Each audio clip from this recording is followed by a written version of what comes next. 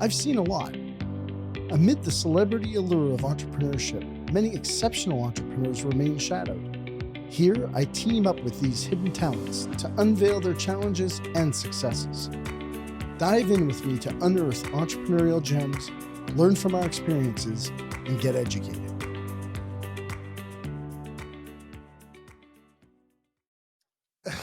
Jon Thurston, welcome to the podcast, The Business of Doing Business. Appreciate you taking the time out of your unbelievably busy schedule. So I thank you for being here. I'm gonna, like, I don't even know how to introduce you. So we got introduced through a mutual friend of ours, Ryan. And he tells me one day, he's like, I got this buddy of mine, his name's Jon Thurston. This is who he is. And this is kind of what he's done. And I'm like, wow, I need to get this guy on the podcast. And then, like, of course, Ryan is like such a good human being, and he plays like everything down. Like he's just like, he is not like, he is the complete opposite of an exaggerator. Like he's just such a great person, a great human being. So, I always hate to, introduce somebody. So I hate to introduce somebody as a paraplegic, because I hate to see somebody get, framed inside a window that absolutely doesn't define them, or, and there is no definition for that. But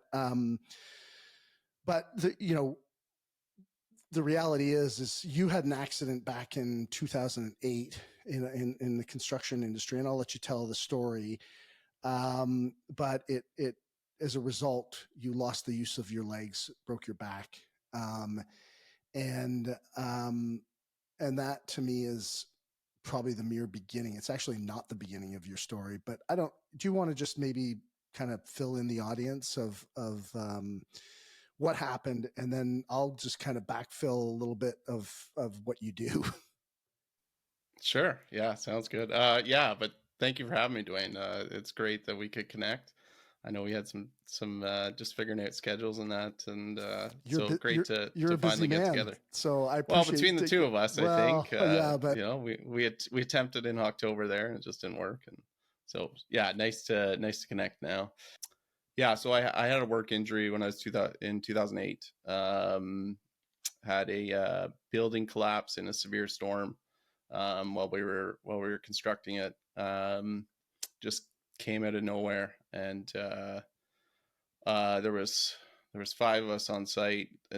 3 of us went to run out the overhead door. I was the last one, and kind of the building turned on itself, and then collapsed to the east, which is the side we were running out of, and ended up the steel I-beam of the overhead door is what actually made contact with my back. So still kind of connected with everything else of the building. So it was a life-changing event for me. Very thankful between coworkers and the emergency crew that came with ambulance firefighters.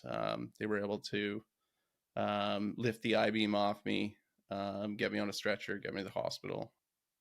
They weren't sure the extent of the injury at that time, but it was quite severe to the spinal cord. I knew I had no feeling, basically chest down, just was wobbly, and didn't know to what extent the injury was, and also could barely breathe. Had 6 broken ribs, and they had punctured my one lung. So and it was raining at the time. I remember like just lying there with the rain pouring on me, not being able to use my legs and not being able to breathe very well, just waiting for the crew to come grab me. But thankfully they did. They got me to the hospital. They were able to reinflate my lung, to help me breathe a little better, and obviously a bit of pain medication to help me manage it. But the storm was so bad, they couldn't airlift me. I needed to go to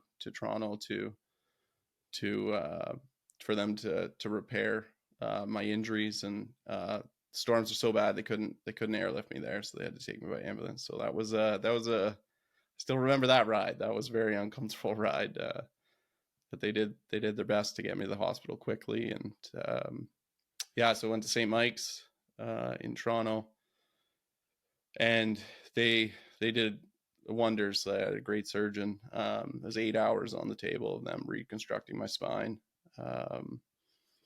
And yeah, so that's kind of the story of the injury, and I don't know if you want me to keep going with recovery and that, but that's basically what happened. Thankfully, that surgery went really well, but it was a life-changing event, and from there I had to just learn to um, live my life in a wheelchair as a means of transportation, and getting around, and all the changes that came with life after that. I mean, I didn't know it was an I-beam, actually. I thought it was a wood frame building. So it was wood frame building, but just for the just the structure of it, they just used I-beam for the head of the door, just because it was such a long span of I think it was 20 or 24 foot overhead door. Right. So they use I-beams for the actual beam over the overhead door for the structure. So yeah, and then so that's a 20-foot span. You're talking probably 8 or 10 inch, 12 inch I-beam. That's several hundred pounds, if not thousand. Like, you're lucky to be alive, first of all. Very much, like a little faster, a little slower, and it's a different story for sure. Like, just very lucky in where it hit me. I couldn't, it'd be a much different story if it was obviously close to the heart. But I mean, if it was, luckily I didn't have any concussion or head injury from it that had my clarity about me. So I was very thankful for that. If you don't mind me asking, and I wasn't going to actually ask, but you just said, I had my clarity about me, and it's like you weren't unconscious. So you're laying there, you've got an I-beam on your back. You can't feel your legs. It's pouring rain. You can barely breathe. I mean, I can't imagine, if you don't mind me asking, like, what is going on through your head at that moment? And I don't know if you can even recall it. And if you don't want to share it, I totally understand. But it just to give perspective. I mean, I think that this podcast is probably going to be, like I said, I've said this in the past, and I said it to you before. I don't show up with any questions. I show up to allow the conversation to go where it needs to go. But for people to understand the perspective of what was going on in your mind. Yeah. I mean, there was a lot. It was quite unknown. So, I mean, there was probably a bit of fear there, of just like, I've never not been able to feel half my body, which was a very new sensation. There was a bit of frustration, anger. I know I can remember that to this day, of just kind of being stuck there, and it raining on me, and not an ideal situation. And yeah, I was very conscious for almost all of it. I think I remember getting the ambulance. I remember the ambulance going to the hospital, and then it's kind of in and out a little bit. Like, once they gave me pain medication and got the tube in my lung, I didn't remember as much. But yeah, probably just fear. It was something I'd never experienced. A little bit of anger, frustration. I love how you tone that down, which actually it'll be interesting, but it could probably be one of your superhuman strengths here, which is, yeah, it's a little bit of fear and some frustration. It's like, I mean, I think I just try to visualize myself being in that situation, and I'd be scared shitless. If I can go back a little bit, like, I've had probably 2 life-changing events that's happened in my life. When I was 15, I had cancer. Yep. And there was a certain element that probably helped me just persevere and kind of accept the situation that I was in based on that experience when I was 15. It's one thing to kind of see your mortality or experience it and question that, especially at such a young age. So I feel like it gave me a unique perspective to life, especially at that age, going forward. And I think so did a spinal cord injury. Like, I'm very thankful. I've been in remission from cancer since I was 17. So that was just amazing. Like, just that I'm still in remission and everything's good with that. And then spinal cord injury, obviously it's something that it just changed my life based on everything from, like how I get around and my day-to-day life and everything. So it's something that impacts me daily. It's more than that, but I would say that experience when I was 15 definitely helped me in this situation, in that spinal cord injury. I was going to go to that because when I was doing my research on you, I'm like, it's one thing to lose the use of your legs in an accident. And then as I'm doing my research, I'm like, holy shit. Like, and Ryan had not told me this, but I'm like, he had like, you didn't just have like, this was not a small scare of cancer. You had, in excess of a year of battle with, was it large cell lymphoma or Hodgkin's lymphoma? Large cell non-Hodgkin's lymphoma. Yeah. One of the better ones I'm told to get as far as how treatable it is. But yeah, very, very scary. I just had experienced really bad back pain and fever, and that for like the back pain was like 3 weeks, just excruciating. And then on to the fevers and that, didn't know what was going on. And thankfully got transferred to sick kids right away because they just seen a black mass in my stomach and didn't know what was there. So after all the testing and everything, it turned out I had a cancerous tumor about the size of grapefruit in my abdomen region.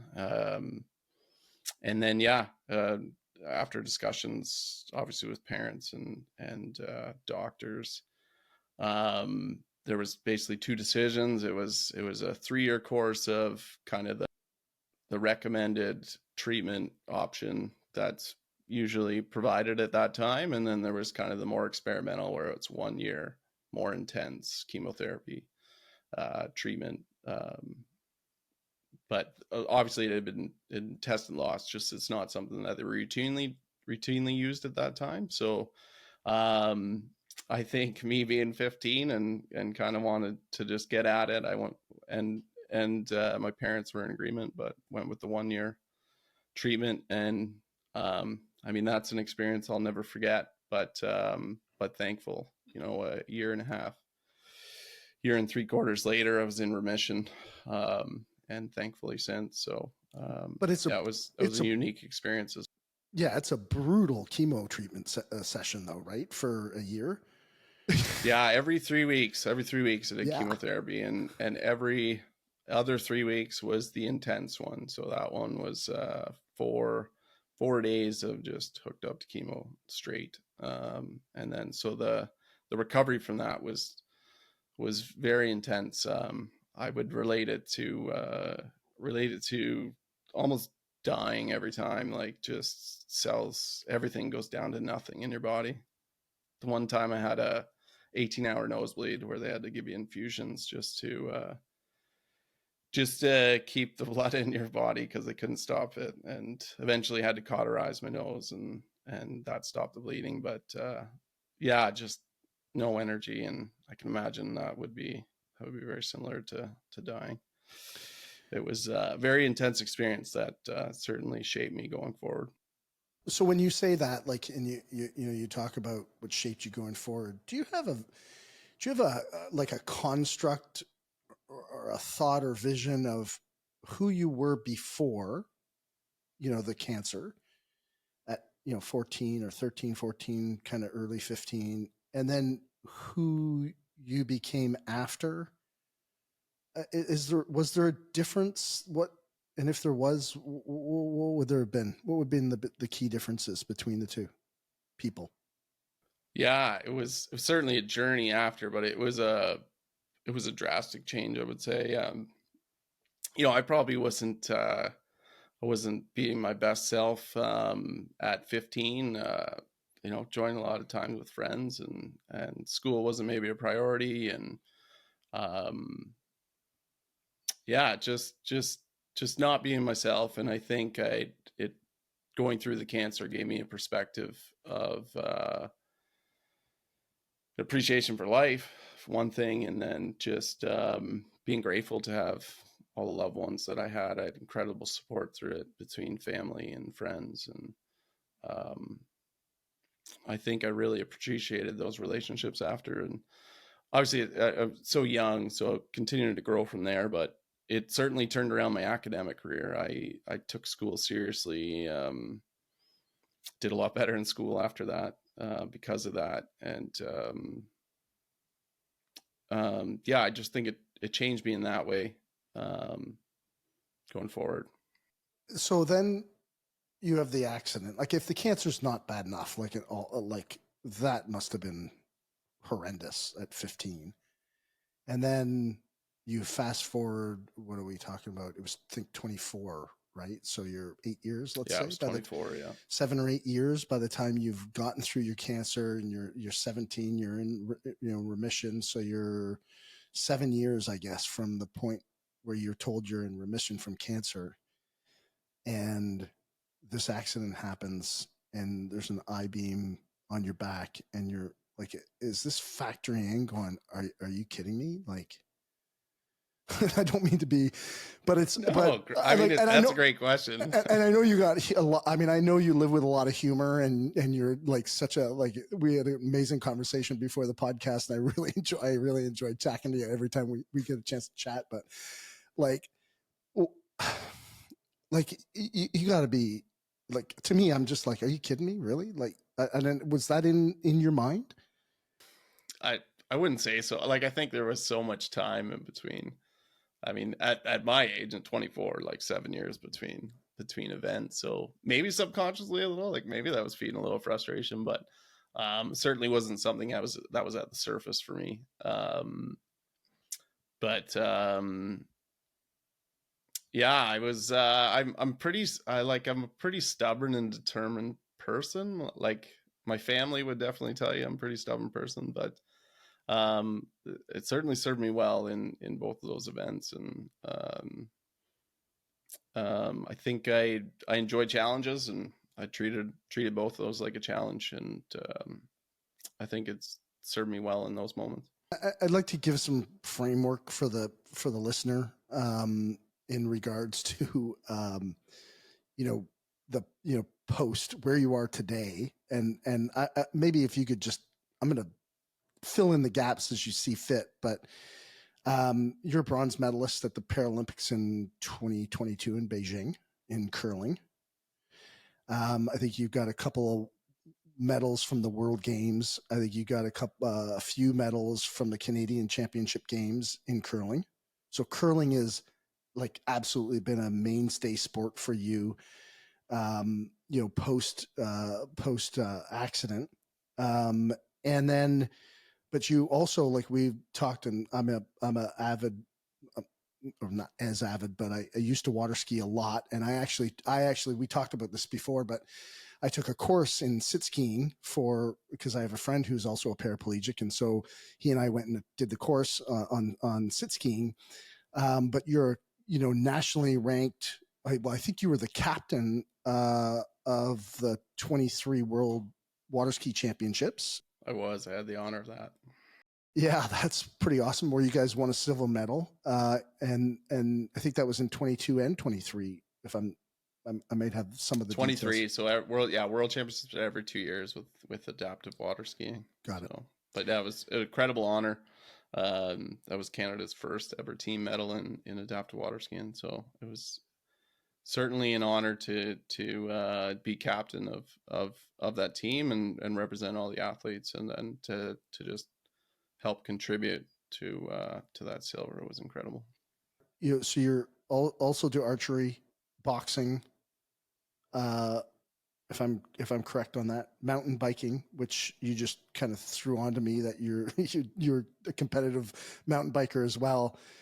And then also jiu-jitsu, or was that trying to do a little more. Like I've been doing a little less than that lately, but it's something just for fun. I enjoy for exercise. So we have a local place in Lindsay, big country, and got to know the owner, and he's been really good with me and another friend of ours, both wheelchair users, and we get together, and he does a 1-hour training session with us where we do boxing or jiu-jitsu or a bit of both, and it's certainly I've really enjoyed doing that. I think we've been doing that for probably 8 years now, and just really enjoy that time.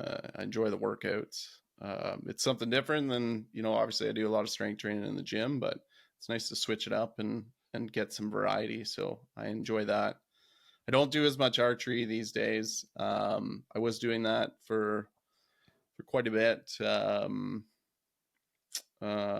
Maybe 5 years ago, 6 years ago. And just, it was pretty hard on the shoulders and something that I couldn't commit enough time to play competitive or compete competitively with. It's something you got to shoot at least 4 times a week, I found, to be able to really be at a level to compete, and just too many other interests. You think? were to do. But I got a mountain bike in 2020, and man, it's a huge passion of mine. Through the summer, this summer I've rode the most I've ever ridden since I've had it, and last year really got into it, and it's just been amazing finding more places to ride, and just the people I've met through it. It's been incredible. We do a 24-hour race in Caledon. They do a 24-hour solstice there, and I've done that 2 years now, and it's such a cool experience just doing that with a large group. And so met a lot of friends through that, and then just some other people locally around me, and got some other friends into it, trying to get Ryan into it. So he says he has a bike, and we're going to get him out next spring for sure. But it's been some good connection time. Can you send me a picture of you and Ryan on the trail? That would be amazing. I'd love to see that. I will. I'll for sure. Definitely do that. But yeah, and then water skiing and curling is my main sport for sure. It's something that I just fell in love with the sport, and was introduced to that in 2012, and it's I'm not sure where my life would be without that. Like I'm not sure I pictured myself representing Canada and being a Paralympian in that. So it's something that I'm very grateful to the sport of curling for. Well, it's an overwhelming achievement, so congratulations. Like it is incredible.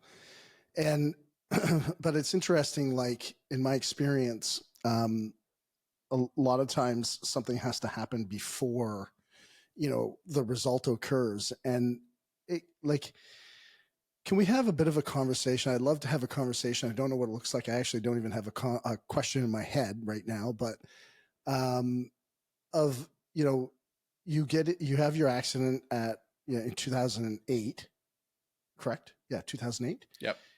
You're 24 years old. You start curling, I think, in 2012. So there's a 4 years in between. How do you get from injury and through the rebuilding phase, I guess, if you will? I'll call it. That's my words. It's probably not the right words.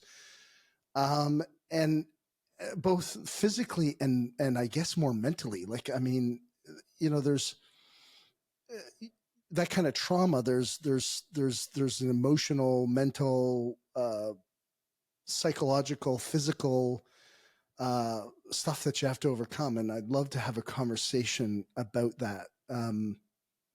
Because and sorry, just not to digress here, but we just had somebody on, and you and I were kind of talking about it ahead of time. But Emma Murray from Australia, who's a mindset coach, and it's just like I see so many people that are. I find this very frustrating personally. I see so many people who are able-bodied, able-willed, able everything, and they whine about what they don't have. And then you get the honor and the privilege to meet somebody like you, and you go, what are we doing in society? Like, what are some people fucking doing? Excuse my language, but it's like, And so I would just love to hear, the story and the ups and the downs. Truthfully, the downs are probably more interesting to the listener because that's where people get stuck. After my injury was about a week in the hospital in St. Mike's till I was stable enough to go to they call it Lyndhurst, part of Toronto Rehab Hospital, and that's a specialty hospital for spinal cord injuries. So that's kind of where they teach you kind of life in a chair and life that goes along with a spinal cord injury, as far as everything: bladder, bowel control, transferring, some rehab, physio. So kind of I was there for just under 3 months from there, and I really, I'm a quite determined person, and my goal coming out of that was I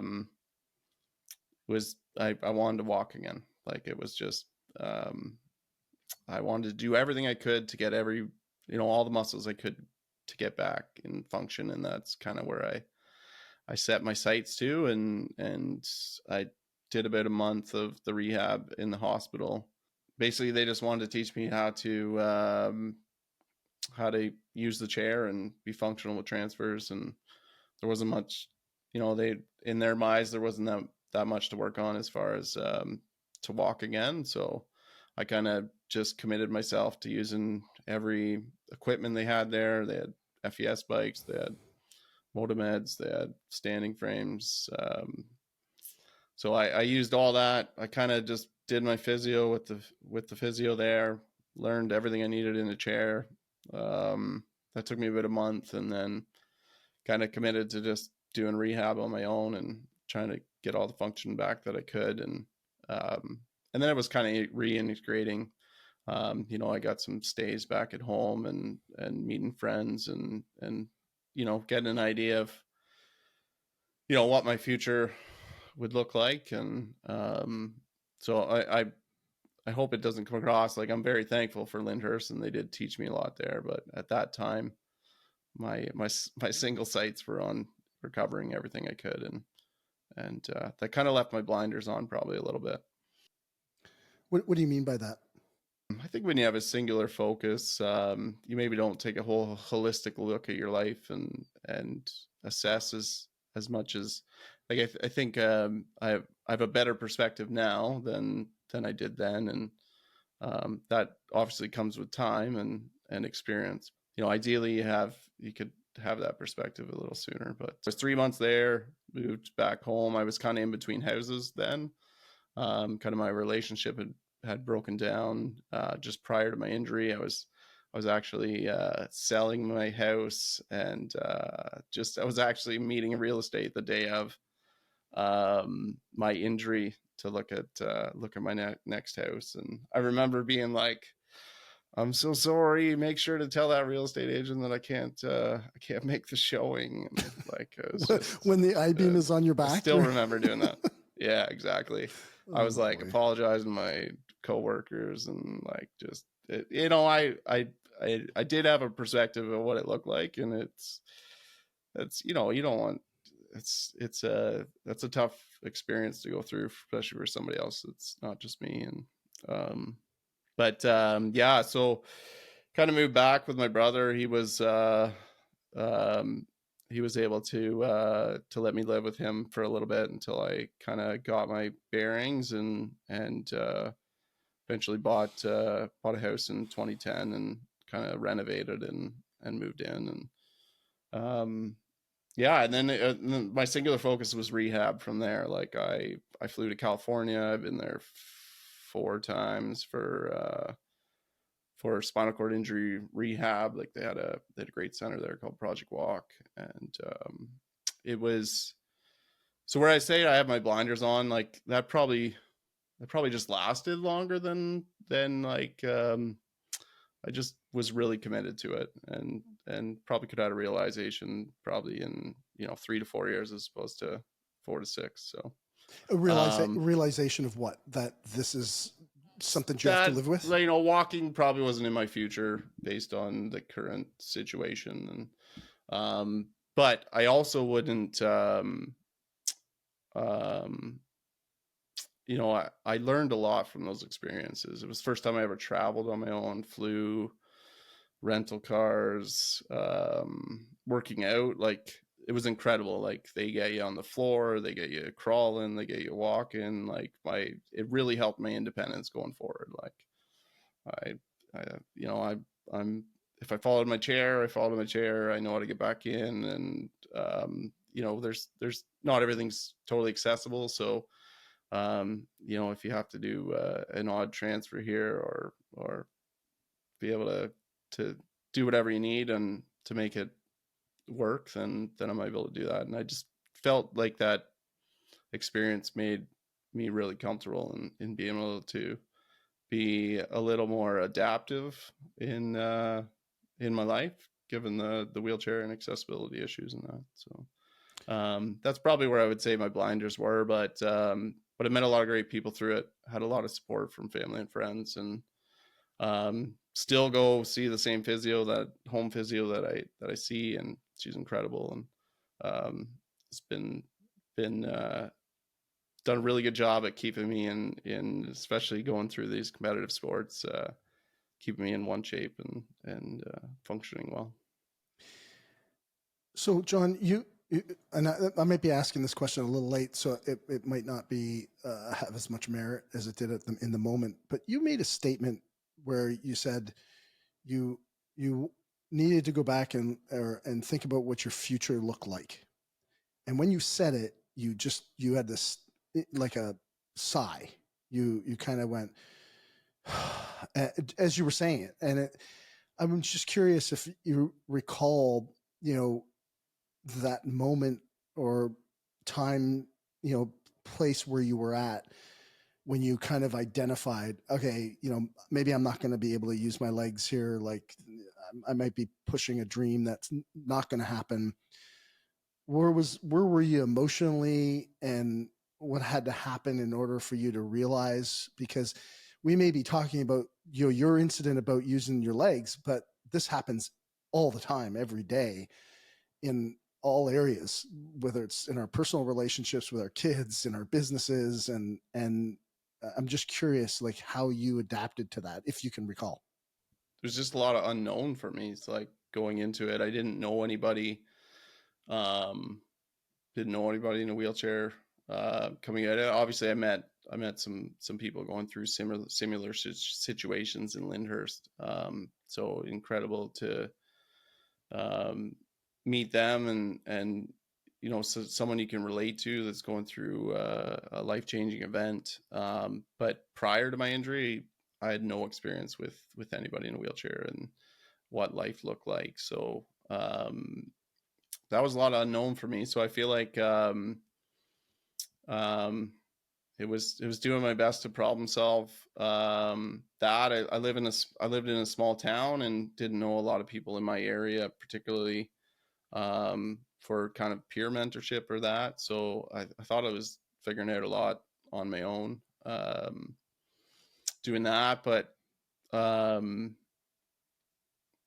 yeah, and then I think it was just I probably didn't cope as well with it going through it. Like, it was probably a little more of like partying with friends and kind of taking your mind off it, I guess, a little bit, and probably got sucked into that hole a little bit. Obviously, nothing dropped off with my training and my pursuit of physio, but if I had other time, I was probably hanging out with friends and maybe having a beverage or two, and a beverage or you know, not being my most productive self or best self. And I think that came later. I think you know, I had a couple of moments just going through that where I was like, what am I doing? Like, this is crazy. Like, I got to get my stuff together. And I think sport really just gave me this avenue to where just pour my energy in. And I met some amazing people through it, where I ended up finding some really good mentors who had been in in a wheelchair for a long time, and were able to give me tips and learn from them. And so I was really drawn to that. And curling was one of the sports that, it's a very inclusive sport. Like I can go to my local club and I can play in a men's league or a senior men's league or a mixed league. I can play with able-bodieds. Like a lot of other sports weren't like that. Like I can't go, call up my buddy and say, hey, do you want to go shoot some hoops? And like, unless he's in a chair, like it's not going to be a competitive sport. Like, right. He's going to be 3 feet, 4 feet taller than me. And so there wasn't a lot of sports that were like that. And it really drew me. Like, one, I wanted to find something to do in the winter to keep me active. It's not always easy getting around with a wheelchair in the snow and winter. So curling really appealed that way, kept me active, and then just fell in love with the sport of curling. It's chess on ice, and I enjoy that part of it, enjoy the strategy. But to go back, I guess, like how I got into curling was in 2012. I was like my local newspaper had done articles on me of my recovery since post-injury. And they did a recent interview in 2012, and where we did the interview was at the Lindsay Rec Center in the gym. So they had a picture of it, and one of the members of our community left his card at the front desk for me to give him a call, and then I ended up calling him, and he said, have you ever tried wheelchair curling before? I said no, and I said, well, I'd like to meet you if we could. So we met for coffee. He brought his computer, showed me some video of wheelchair curling, and asked me if I wanted to try it. And his name was Carl Rennick, and it's just, it was amazing. I can't imagine what would happen if I didn't call him, just with how much curling has changed my life. But yeah, we met. He took me to Minden. They had a summer camp there. We were able to throw rocks for about an hour, and he was coaching a competitive wheelchair curling team that was looking for a 4th player. And anyways, I ended up meeting the team. Anyways, I said I would join. I said I'd give them 1 year to see if I enjoyed the sport or not. And we won provincials the first year. And I was kind of sucked in from there. It was just really enjoyed the people, really enjoyed the sport. And that's kind of how curling happened for me. And before we get into the curling, because I think obviously my hallucination is like, that is probably the beginning of the upswing for you. But I'm curious in between, like, and I, the thought that popped into my head, and this may not be accurate, and I'm happy to take it in any direction that you want. But what kind of popped into my head was like, people often go through, in times of tragedy like this, they go through, what you would call loss or grief, right? Like somebody dies, and they go through, this, whatever it is, the 5 stages of loss or grief. And like the 5 stages are denial, anger, bargaining, depression, and acceptance. To use that framework, I guess, because anybody could relate to it, and the average person who hasn't gone through, such a tragedy where they, lose the use of, part of their body.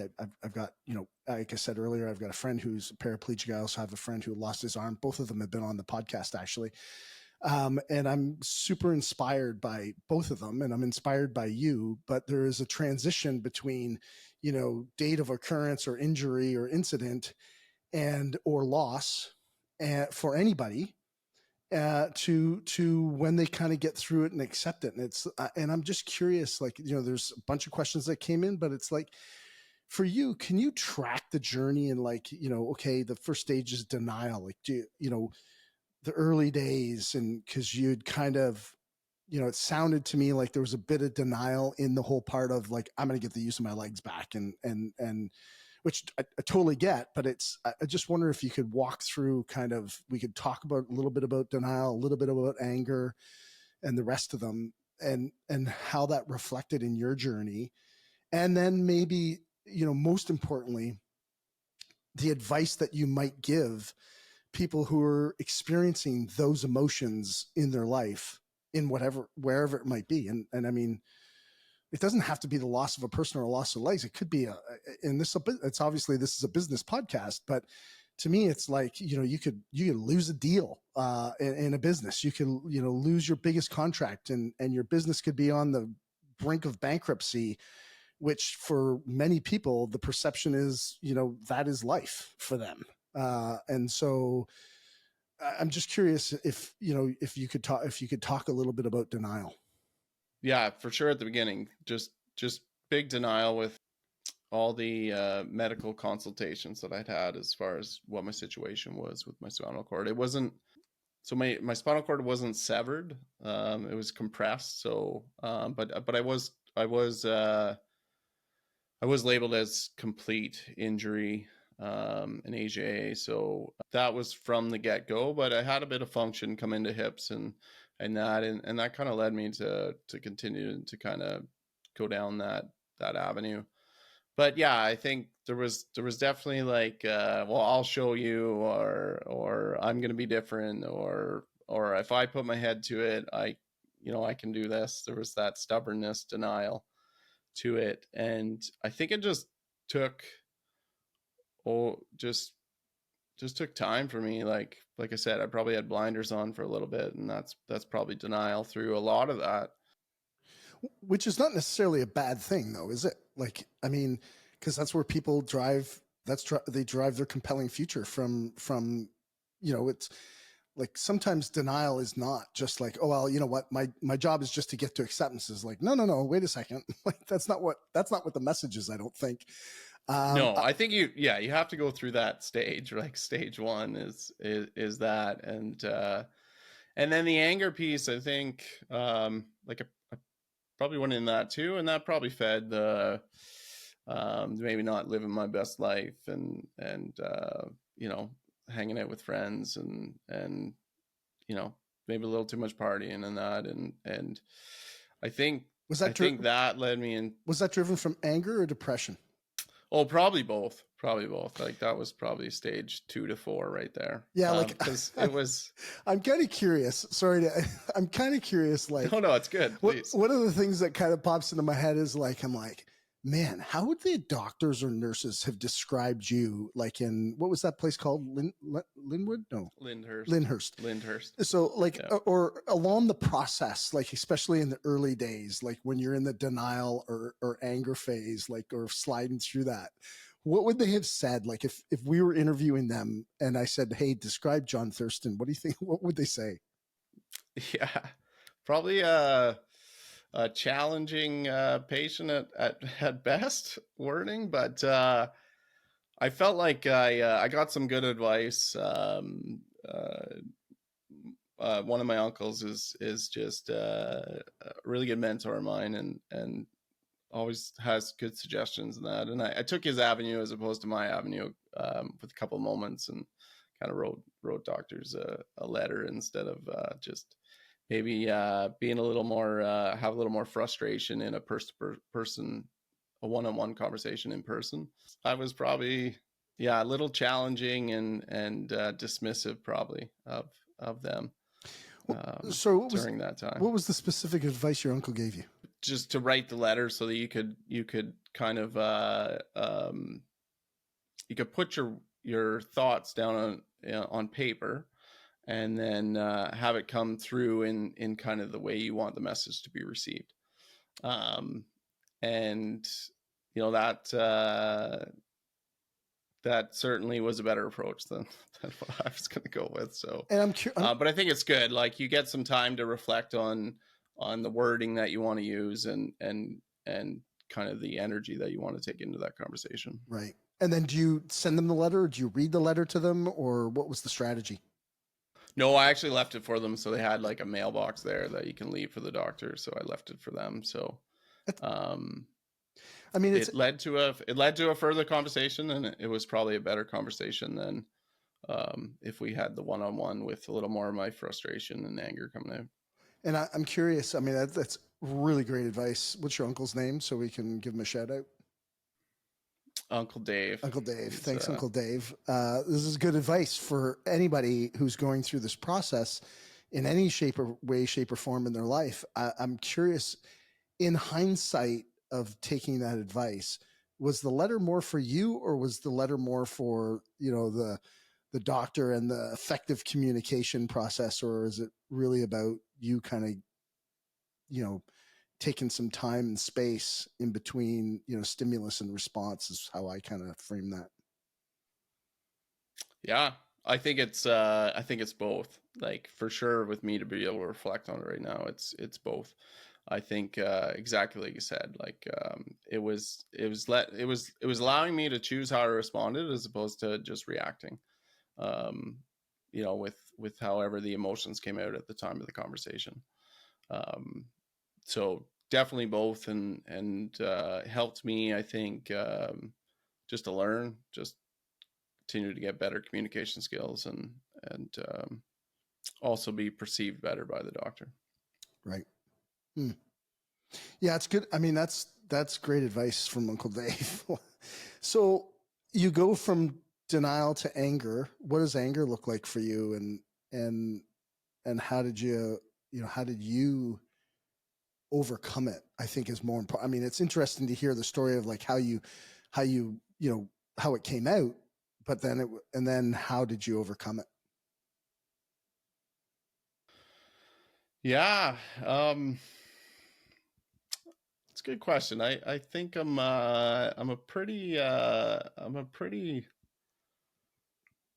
light guy, I would say. Like, I don't get too angry at times. I can be direct, but not necessarily angry. So I don't think the anger was really directed towards anybody when I had anger. But how about towards yourself? it's probably just, yeah, probably a bit towards myself, and not enough self love probably for what I was going through, and I think that's important. I think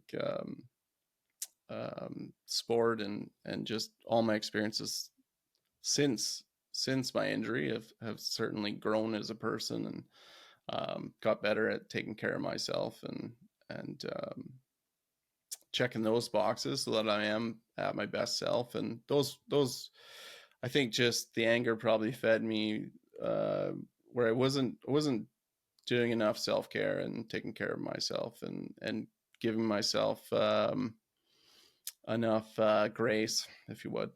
Yeah, I love that. I mean, we talk about that a lot on the podcast. Like, you've mentioned a couple of things: A, self-love; B, grace; and then the other, the opposite of self-love is self-harm. And everybody, I think sometimes people think, well, anger has to be like, like it's easy. Like you get a guy like, take a guy like me. I'll use myself as an example. It's like anger. Yeah, fuck. I know how to do that. I do it really, really well. Like really well. And I also see other people who go anger, and it's not seen on the outside. Mine you see on the outside, it's an open book, but there's a lot of people that hold it on the inside, and they're either directing it towards others, but keeping it inside because they don't want to be, they see if it's out, they had an experience when they were younger or whatever, and they see that as bad or define it as bad. And so they keep it inside, which, there's pros and cons to everything. Would you say you kept yours inside, like or what, like, how would you define it?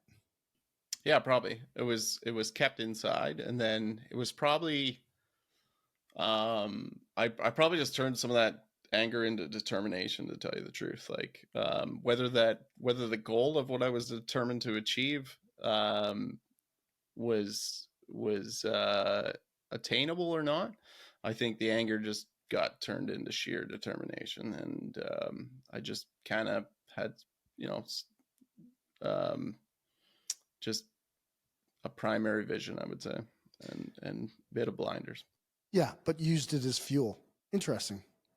Yeah, I think it really fueled me in that area. And then I think But I think the realization came probably between years 4 and 6, and you got to find out what's your life gonna look like after this. And that, luckily, one of the things that really stuck was exercise. It was something I did from day one. Like, I wanted to just get as strong as I could and gain as much strength and gain as much function I can. But that led to just really great daily practice for me. Like, it was exercise was pillar number one to check off, and that kind of served me really well as I got into competitive sport and carried on from there. So it's definitely some good things that came out of that. Well, the determination piece and frustration turned into fuel. Was that like a because like the third stage of loss is bargaining, and I'm just trying to kind of understand, like,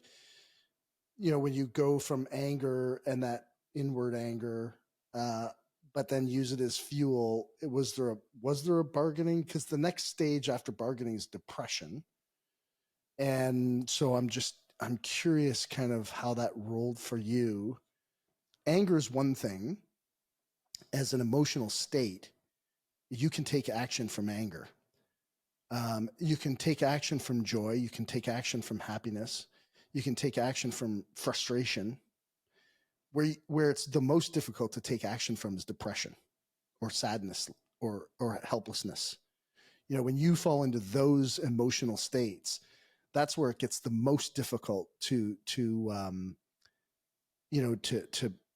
move or take action from. And so I'm just kind of curious, like, if there's what was the transition for you from anger to, say, depression, like the lowest point? Do you recall like the lowest point that you ever got to and how you overcame it? Yeah. And I feel like they're so connected, the stages. Like, I can see the clear, like, division between stage 4 and stage 5, but is there a clear division between stage 2 and 3 and 3 and 4? Or even 1 and 4? I feel like those, there's not a clear division between those, I don't think, for me, if I'm to look back at my experience. But certainly I think the bargaining probably was some of that determination, just turning it into fuel. Like, how do I use this anger, and how does it best serve me? Probably went into that. And then depression kind of was, well, probably still bargaining with that. Like, do I still stick with this path of trying to get function back and pursuing my 100% of every day, going towards this, or where do I go from here? And that probably led into questions, and that probably led into depression. And I think that probably led into just moments where I remember I was not being my best self, and that's not who I wanted to be. And I think those moments is what kind of shaped, like, okay, you gotta figure something different out here. I want to be able to look myself in the mirror and be proud of myself. And so what are you going to do now? And that's probably how those conversations went in bargaining and depression. And that's ultimately what led to me to commit into just a little less of the fun party life, and devoting a little more to the workouts, and then naturally kind of sport. I had more interest in just trying different stuff and continuing to find out what works for me and what I enjoy. This just popped into my head, but was there a time when all of a sudden, I had this conversation this morning with someone just prior to recording this podcast, and we were talking about vision. They were asking me some advice on something, and I was like, look, like, it's critical to have a clear vision. Did that happen for you? Like, was there a conscious moment where you kind of went, okay, this is what it's going to look like? Like, there's, you make a decision, obviously, you've got some hope at some level, I'm reading into this, but correct me if I'm wrong, but you've got some hope because it's a compressed spine, not a complete break. You are, going through these, feelings and emotions of loss, which, and I totally agree with you. Like, and I think that's important for people, whether it's in whatever their situation is, and it could be as mild as, your current life condition isn't what you envision.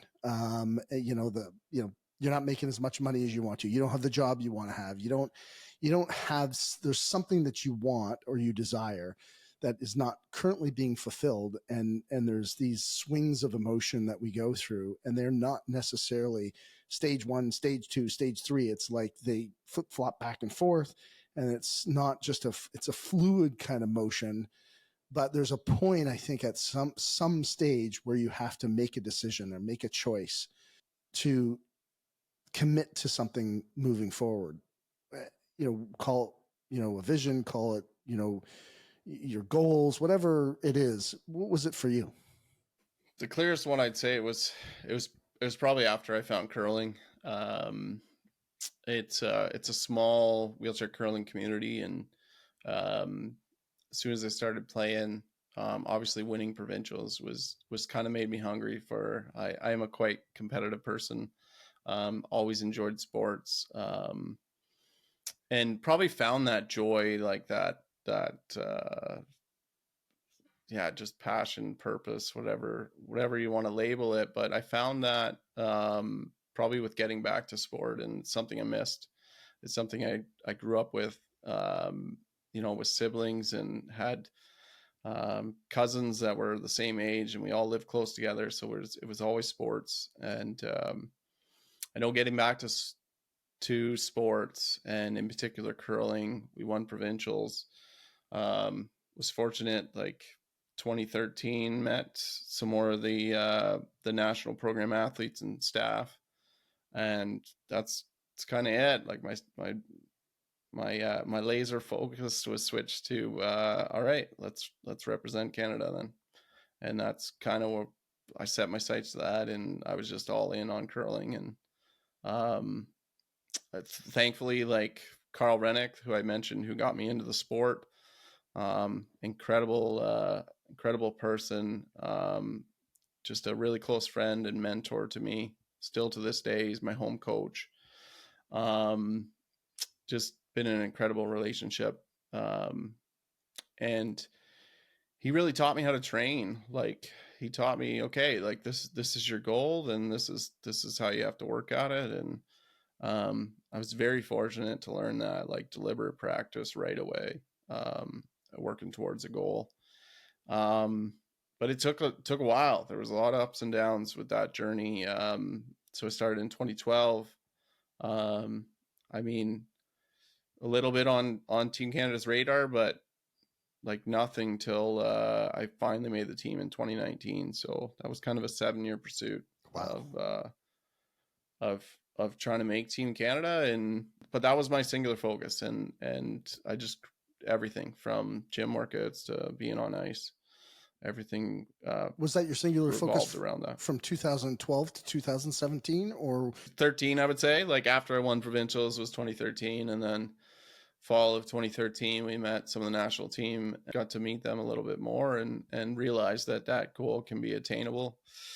And that's kind of when I set my sights. Yeah, I'd say 2013. Played as much competitive provincially as I could, and it was a bit of a roller coaster provincially. Like, I won 4 provincials now, but it was like, we won provincials in 2013, made it to the final in 2014, lost, made it to the final in 2015, lost, made it to the final in 2016, won, made it to the final in 2017, lost, made it to the final in 2018, lost.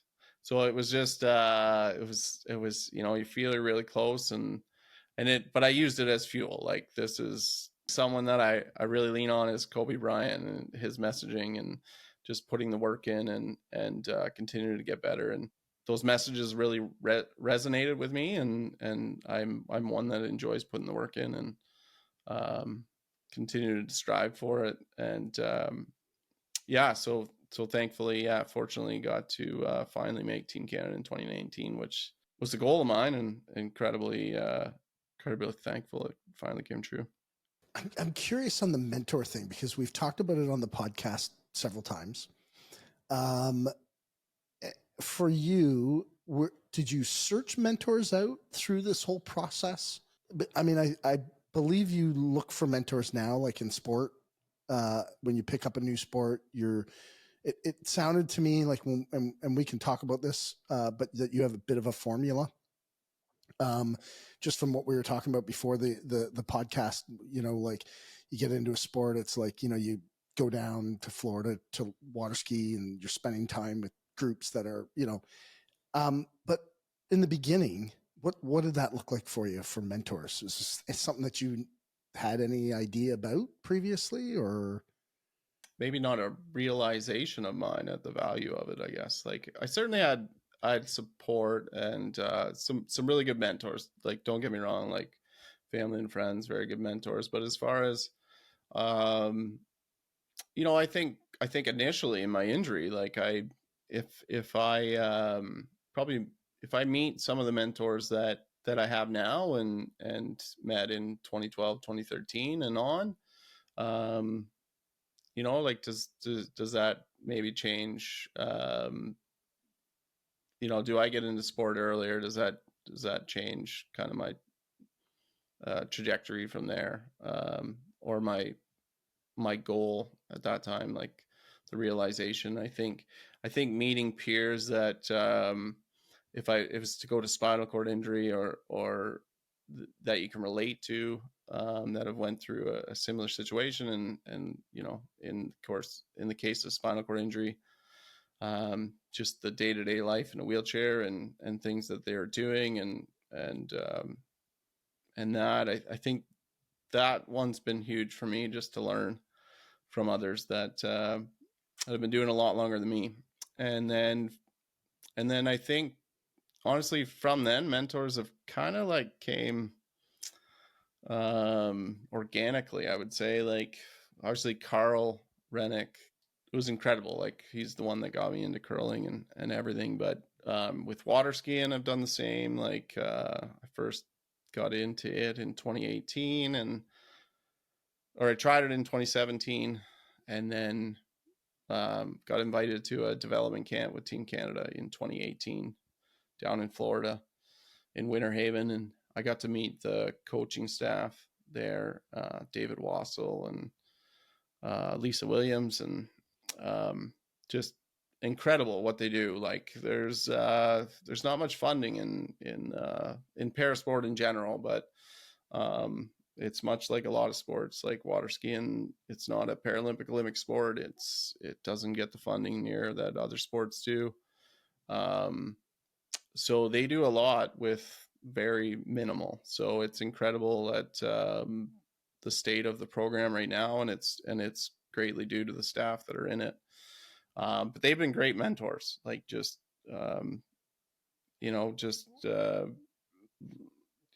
me how to ski and just learning the sport and continuing to get better. Fellow athletes have been great mentors, are great mentors. Feels to me like if you didn't meet Carl, your life may be considerably different than it is. Yeah, I honestly, Dwayne, I think it is. Like, how do I get into wheelchair curling if he doesn't leave you his card, if he doesn't reach out, right? So yeah, probably not represent Canada, probably not a Paralympian. And so I'm extremely grateful to him that it's amazing that somebody in the community reaches out and for him to do that to me, that's amazing. That's why I brought it up. Number one, I mean, I bet if Carl, be interesting to have Carl on the podcast with us, because I'm sure he would say, yeah, but okay, I left my card, but he picked up the phone. He called. He's the one that goes to the gym every morning. He's the guy that goes, as we were talking before the podcast, you cold plunge every morning in 40-degree weather or 40-degree temperature, water. I mean, you do the things, you don't get invited to water ski, camps, clinics, if you're not putting in the work, right? It's not like they're not bringing somebody on that isn't putting in the effort. Like you said about Kobe Bryant, I think there's some like distinct learning lessons here. I don't care if you own your own business or you're in a wheelchair or you've lost your leg or you're an amputee or whatever it is. Like you've followed some critical principles. I think one thing that definitely stands out to me is say yes, like take an opportunity. I think that's, if I didn't say yes and call Carl, that's a different story. If I didn't say yes and go down to Florida and ski with the national team, I'm probably not on the national team. I don't get those experiences at World Championships and national championships and training with those teams. So I think there's every now and then just certain opportunities come up and sometimes we say maybe no because we got a busy schedule or it's unknown and we don't know what it'd be like and we don't know, it's new people, we don't know. But I think a lot of the times when we say yes to those opportunities, it's amazing what comes out of those.